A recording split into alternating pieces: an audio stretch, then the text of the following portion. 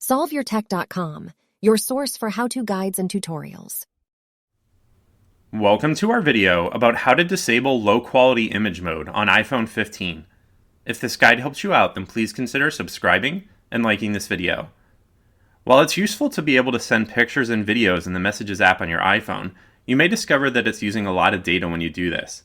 Some people will turn on a setting called low-quality image mode, which reduces the size of pictures that you send in an attempt to lower this data usage, but this can also cause you to send pictures that are small or blurry and difficult to view.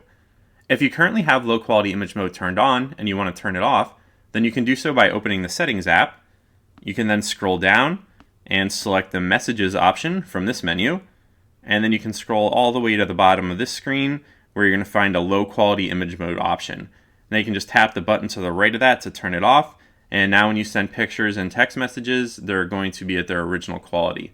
Note that this does not affect the quality of images that you previously sent, so if you sent somebody a picture before and it was too small or blurry, then you're going to need to resend it. Make sure to like this video and subscribe to our channel to see more tech guides like this one. For additional information on this topic and to read the entire article, click the link in the description to visit solveyourtech.com.